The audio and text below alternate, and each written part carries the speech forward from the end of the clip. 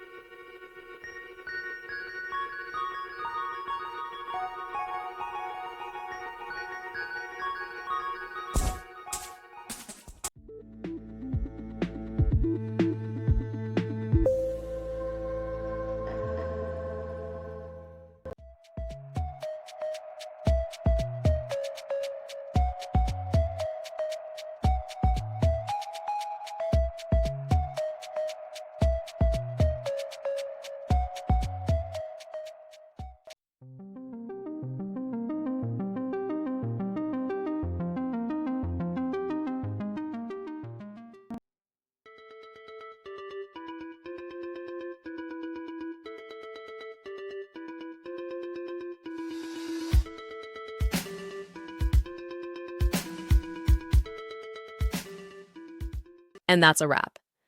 I hope you found the answer you were looking for. If you did, take a second to hit that subscribe button. It really helps out. And let me know in the comments which solution worked best for you. See you next time in the debug zone.